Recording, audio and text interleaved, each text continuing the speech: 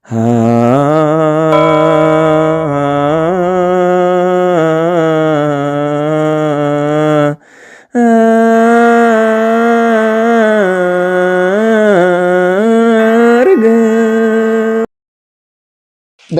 አብ ወወልድ ወመንፈስ ቅዱስ አሃዱ አምላክ አሜን።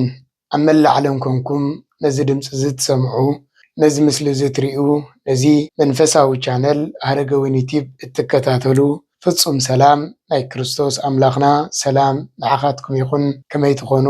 ከመይ ኣለኹም? ኣሜን። ቅዱስ ዘለኣለማዊ ህያው እግዚኣብሔር ኣምላኽና ክሳብ እዛ ሰዓት እዚኣ ብሂወትን ብጥዕናን ስለ ዝሓለወና ክብርን ምስጋናን ንልዑል ስሙ ይኹን። ንጽይተ ንጹሃን ቅድስተ ቅዱሳን ቅድስት ድንግል ማርያም ክብርን ምስጋናን ይብፅሐያ። ብሓፈሻ ኩሎም ህሩያን እግዚኣብሔር በረኸቶምን ጸገኦምን ኣይፈለየና። ሰብ ነነዌ ከዓ ነቲ ናይ ኣምላኽ መልእኽቲ ኣመንዎ። ሎሚ ከም ፍቓድ እግዚኣብሔር ኣምላኽና በዚ መልእኽቲ እዚ ዝሕፅር ዝበለ መልእኽቲ ከም መሓላለፍ ከም ፍቓድ እግዚኣብሔር ኣምላኽና ጽባሕ ሰኑይ ከም ዝፍለጥ ጾመ ነነዌ ዝኣትወሉ እዩ። ጾመ ነነዌ ንሰለስተ መዓልቲ ዝጽወም ኮይኑ ሰብኣ ነነዌ ዝጸምዎ ጾም እዩ። ዝጸምሉ ምኽንያት ከዓ ምሕረት ንምርካብ ካብ እግዚኣብሔር እዩ እምበኣር ነዚ ኣብ ቃል ኣቐዲመ ዝጠቐስኮ ኣብ ትንቢተ ዮናስ ምዕራፍ 3 ፍቕዲ 5 ዘሎ ሃይለ ቃል እዩ። እቲ ቃል እንታይ ዝብል? ሰብ ነነዌ ከዓ ነቲ ናይ ኣምላኽ መልእኽቲ ኣመንዎ። ነቲ ናይ ኣምላኽ መልእኽቲ ኣመንዎ። እምበኣር ናብቲ ታሪኽ ክንመጽእ ከለና ብሕፅር ዝበለ መልእኽቲ ከም መሓላለፍ ሰብኣ ነነዌ ነየናይ ቃል እዮም ኣሚኖሞ? ሰብኣ ነነዌ ነየናይ ቃል እዮም ነየናይ መልእኽቲ እዮም ኣሚኖም ተቐቢሎሞ? እንድሕር ዳ ኢልና ታሪኹ ብሕፅር ዝበለ ነዚኡ ዝመስል ሰብኣ ነነዌ ብሓጢኣት ካብ ዝዓበየ ክሳብ ዝደቐቐ ብሓጢኣት ወዲቖም ዝነበሩ ግን ከዓኒ ብሓጢኣት ዳ ይውደቑ እምበር ድምፂ ኣምላኾም ሰሚዖም ክምለሱ ዝኽእሉ ኣብ ቀረባ ዝኾኑ ልቦም ዘይደንደነ ልቦም ንቃል እግዚኣብሔር ነቲ ሰናይ መንገዲ ናይ እግዚኣብሔር መን እዩ ዘርእየና ከም ዝበለ ልበ ኣምላኽ ቅዱስ ዳዊት ሰብኣ ነነዌ መንገዲ ናይ እግዚኣብሔር ዘርእዮም እንድሕር ዳ ረኺቦም ካብ ሓጢኣትኩም ተመለሱ ዝብሎም እንድሕር ዳ ተረኺቦም ተነስሑ ዝብሎም እንድሕር ዳ ተረኺቦም ናብ ኣምላክኩም ተመለሱ ዝብሎም እንድሕር ዳ ተረኺቦም እቲ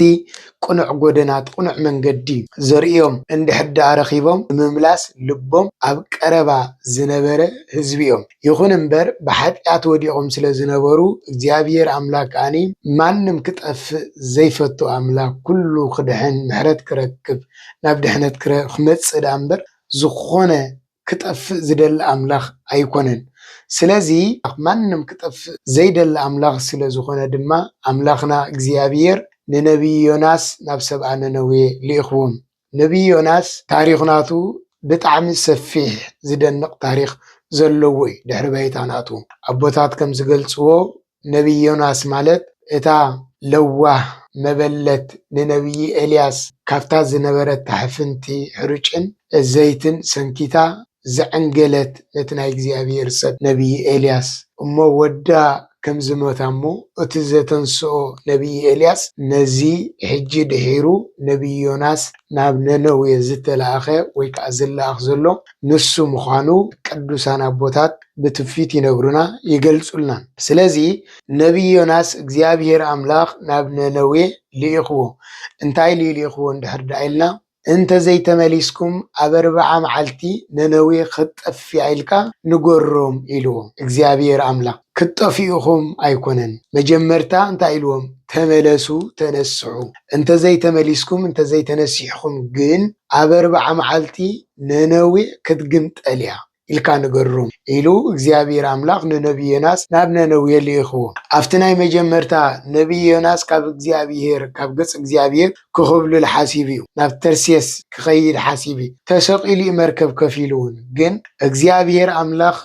ምድሓን ናይ ነነዌ ስለ ዘገድሶ ናይ ነቢይ ዮናስ ምኽብላሉ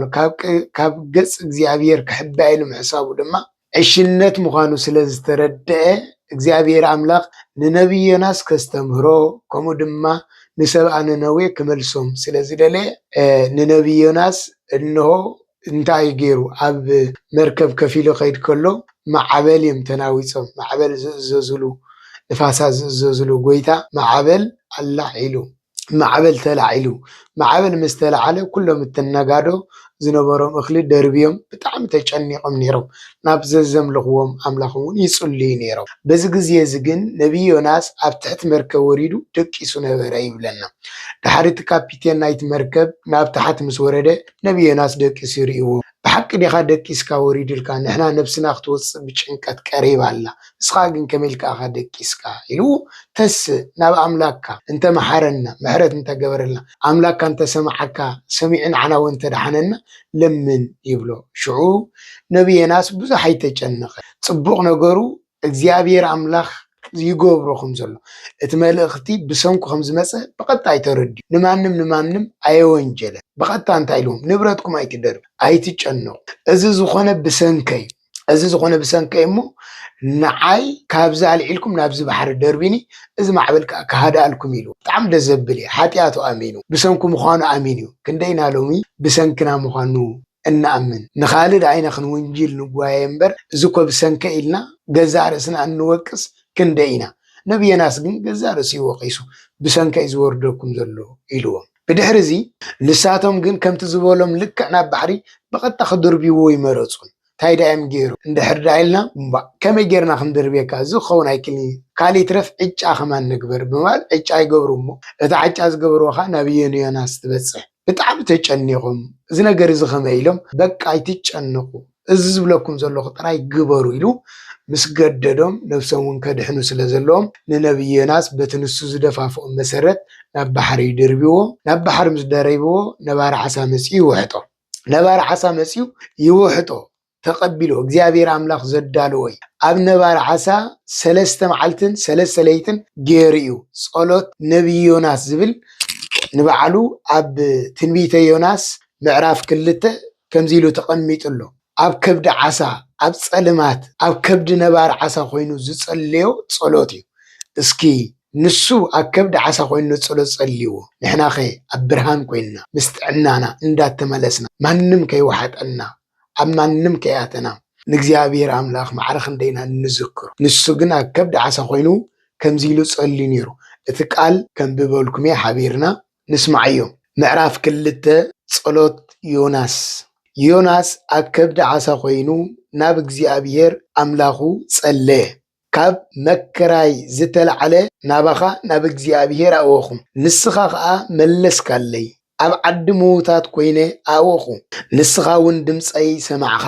ንስኻ ናብቲ መዓሙቕ ናብ ልቢ ባሕሪ ደርበኻኒ ዋሕይዝ ከበበኒ ኩሉ ማዕበልካ እውን መጎድካን ብልዕለይ ሓለፈ ኣነ ከዓ ካብ ቅድሚ ዓዒንትኻ ተሰጎኩ ግናኸ ናብ ቅዱስ መቕደስካ መሊሰ ክጥምት እየ ኢለ ሓሰብኩ ማያት ኣጥሓላንን ሓነቐንን መዓሙቕ ባሕሪ ከዓ ኣስጠመኒ ሳዕሪ ባሕሪ ኣብ ርእሰይ ተጠምጠመ ናብ መሰረት ኣኽራን ናብቲ ማዕፁኡ ንሓዋሩ እፁው ዝኾነ ምድሪ ወረድኩ ንስኻ ግና ኦ እግዚኣብሔር ኣምላኸይ ብህይወተይ ካብ ጉድጓድ ኣውፀኸኒ ክመውት ቀሪበ ክትፀዓር ከለኹ ኦ እግዚኣብሔር ኣምላኸይ ናባኻ ጸለኹ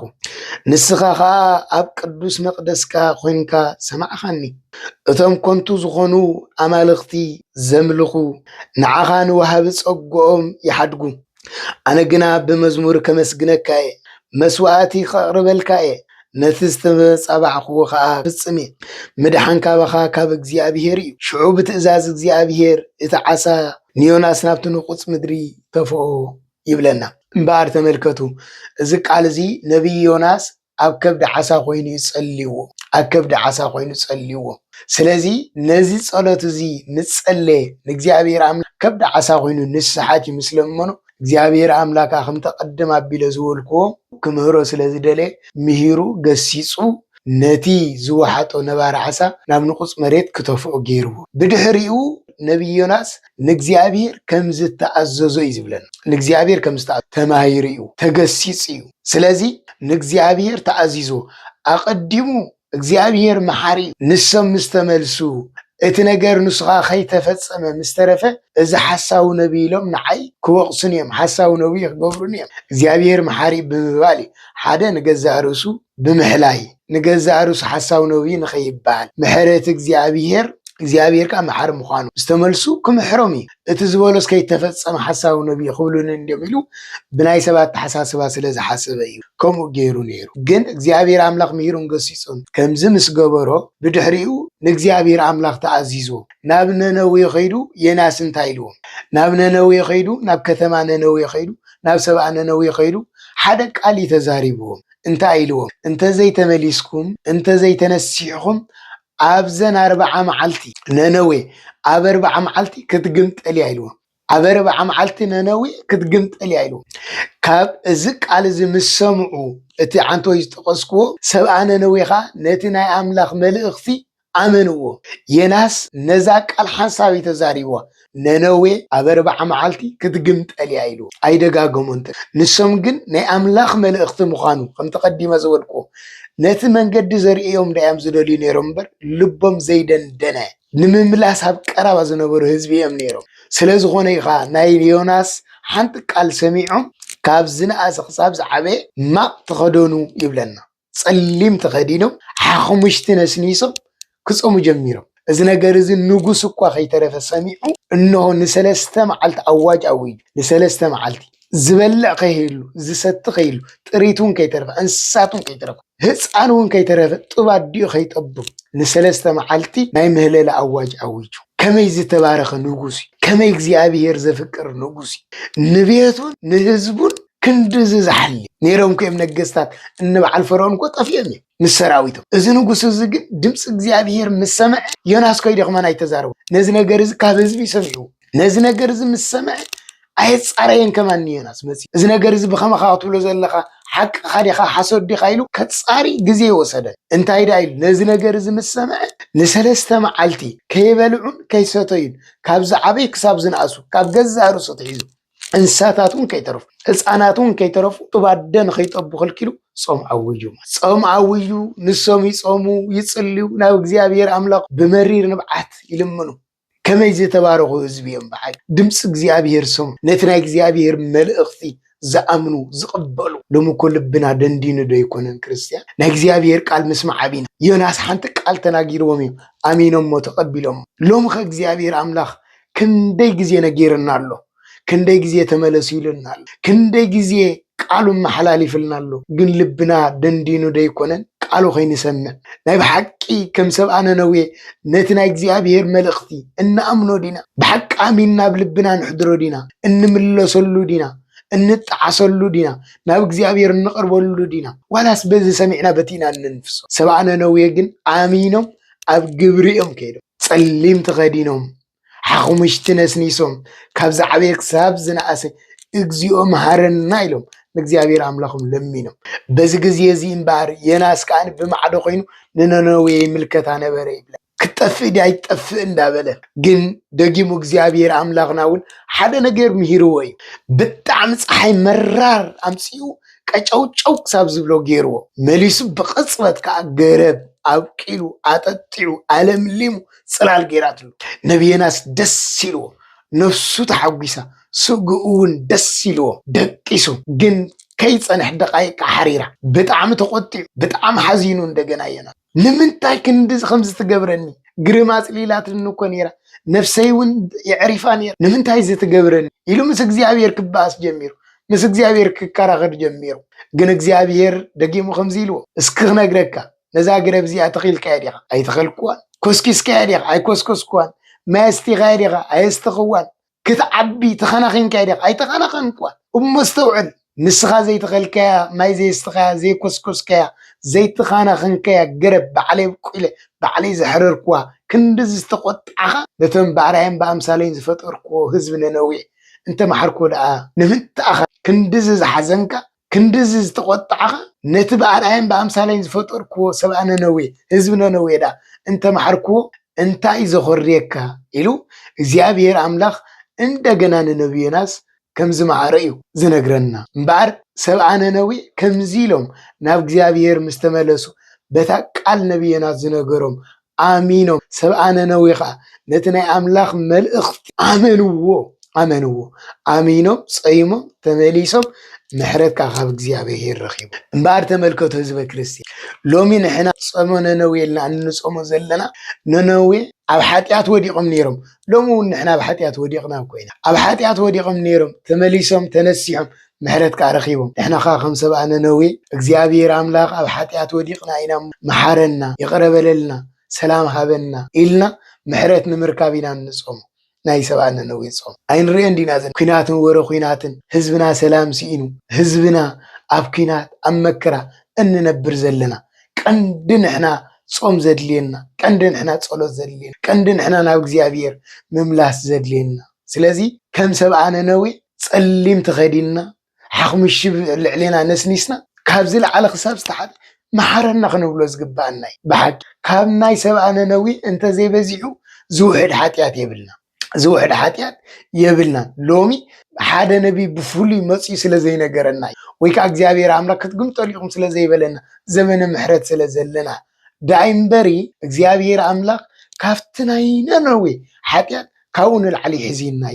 كون العلي حاتيات غيرنا كون العلي بدلنا ግን እግዚአብሔር በምሕረቱ ተጠሚተን ግን እግዚአብሔር ናይ ዕድመ ንስሐ ይብልና ሎሚ ነዝነነዌ ናይ ነነዌ ጾም ብንስሐ ክንጾሞ ይግባል ናብ እግዚአብሔር እንምለሰሉ ኾኒ ናይ ልምድ ጾም ክኸውን ነነዌ አሚኖም እዮም ነቲ ናይ አምላኽ መልእኽቲ አሚኖም እዮም ጾይሞሞ ከም ዝኣመኑ ወኻ ምሕረት ረኺቦም ንዝኣመነ ኩሉ ይከኣል ይኮነ ዝባል ስለዚ አሚኖም እቲ መዓት ኣብ ልዕሊኦም ወሪዱ ዝነበረ ብዒንቶም ክቕንጠጥር እዮም ንሕና እውን ሎሚ ኣብ ዙርያና ዝመጽእ ፈተነታትን መከራታትን ውረድን ደይብን ከም ሰብኣነ ነዊ ጾም ጸይምና ነቲ ናይ እግዚአብሔር አምላኽ መልእኽቲ አሚንና እንድሕር ዳኣ ጌርናዮ እግዚአብሔር አምላኽ ኣብ ዙርያና ዘሎ ፈተና መከራ ሽግር ኩሉ ከርሕቐልና እግዚአብሔር አምላኽ ሰብነ ነዊ ነቲ ናይ አምላኽ መልእኽቲ ከም ዝኣመኑ ንሕና እውን ንቃሉ ክንኣምኑ ንቃሉ ክንነብሮ ብቃሉ ክንመላለስ ብቃሉ ክንህነፅ ኣብ ቃሉ ክንነብር እግዚአብሔር መንፈስ ቅዱስ ይርዳአና በረኸት ናይ ነነዌ እውን ይሕደረና እግዚአብሔር አምላኽ ብሰላም ናብ ዓብይ ጾም የብፅሐና ወስብሐት ለእግዚአብሔር ወለወላዲቱ ድንግል ወለመስቀሉ ክቡር አሜን